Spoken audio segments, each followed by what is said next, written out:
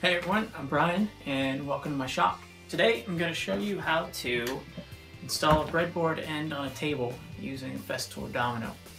I guess first we should talk about why you would want to install a breadboard end on a table and what it does. First of all, the why is, some people just prefer the look of the breadboard end on the table. It hides the end grain from the long part of the table, and it adds an aesthetic nature to the table. Additionally, it helps to maintain the flatness of the table. There is, however, an issue with installing breadboard ends on a table, and that is wood movement. Putting a breadboard end on a table creates a cross-grain situation, and a pretty large one at that. You have grain running this way from the main portion of the tabletop, and then grain running this way from the breadboard end. The way wood moves is across the width of the board. So the main part of the tabletop, over time and as the seasons change, is going to expand and contract this way. And this breadboard end is going to expand and contract this way. So they're going to be opposite forces. Essentially, you can't just screw or glue a breadboard end onto a table because it's not going to allow the main tabletop to expand and contract. So you have to do it in a way that allows for the wood movement, and that's what I'm going to show you how to do. Alright, so with the tabletop assembled and the breadboard end ready to go, the first step is to lay out where the dominoes are going to be inserted into the tabletop and then into the breadboard end itself. This is a 40-inch wide table, and I'm using 5 dominoes, 1 in the center and 2 on each side of the center.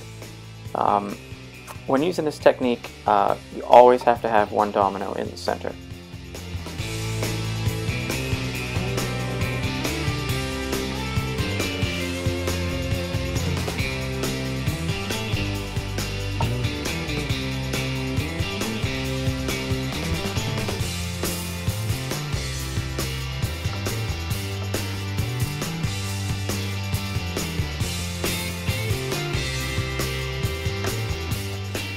When you've got your marks laid out, make sure to wrap them around the side of the breadboard end so that you can see your marks on both sides. This will be important later on.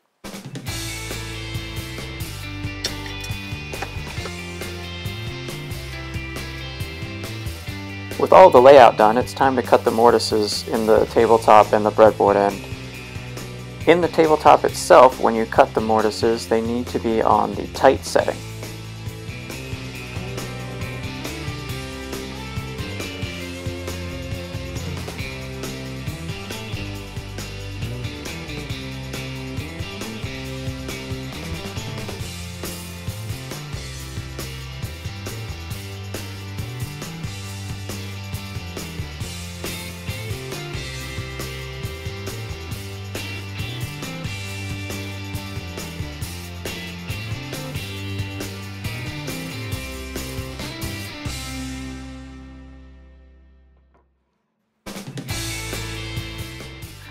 The mortises on the breadboard end itself are a little bit different.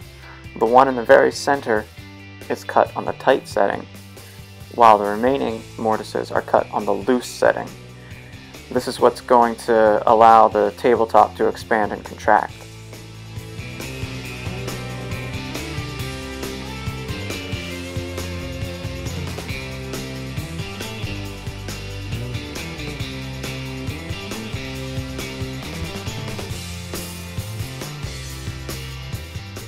For this tabletop, I'm using dominoes that are 10 millimeters by 50 millimeters.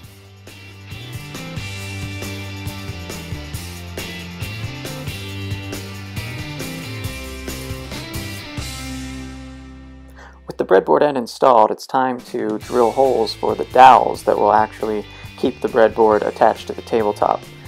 This is why transferring your marks to the side of the breadboard was a good idea. When you drill the holes, I like to use a depth stop because you do not drill all the way through. You only drill deep enough to drill through the domino.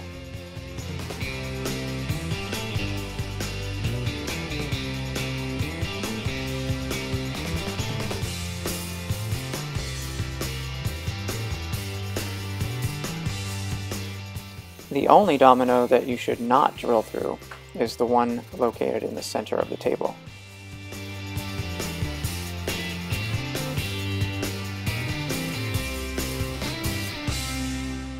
Once you've got your holes drilled, it's time to remove the breadboard and elongate the holes. I do this just by using the same drill bit and rotating it back and forth within the hole that I had already created. Here I'm using a 5/16 inch drill bit because the dowels I'm using are 5/16 of an inch.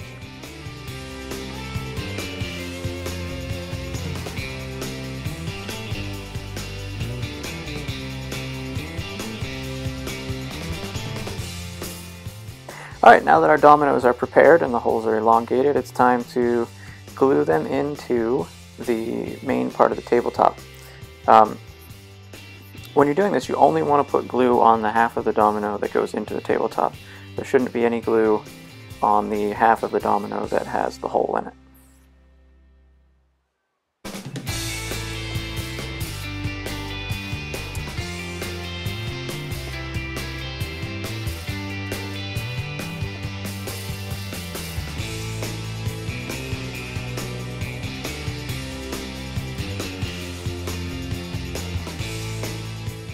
With all of the dominoes glued into the main part of the tabletop, the next step is to attach the breadboard end.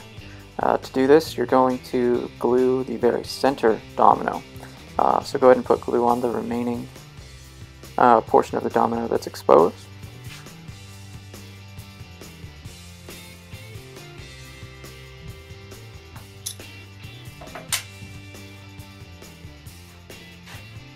And slide on the breadboard end.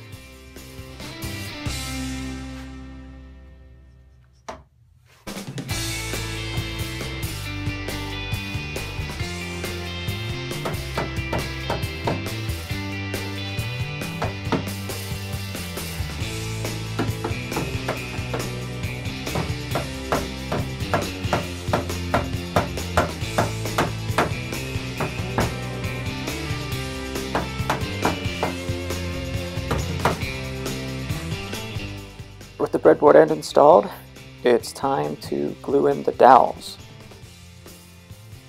When you do this, you only want glue on the part of the dowel that's going to be in contact with the breadboard end itself, not with the domino.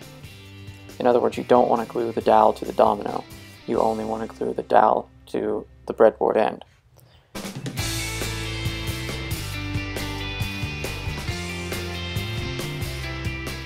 Because we elongated the holes in the dominoes and we used the loose setting when we cut the mortises for the dominoes in the breadboard ends, when the main part of the tabletop expands and contracts, it's going to have room to do that inside of those mortises.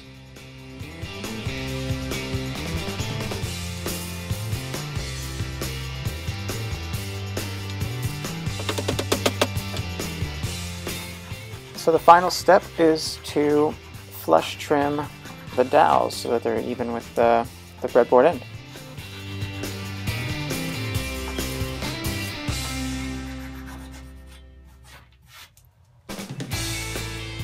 And that's it. You've done it. You've installed a breadboard end using a Festool Domino. If you like this video, please subscribe to my channel. I try to put out free woodworking content on a regular basis.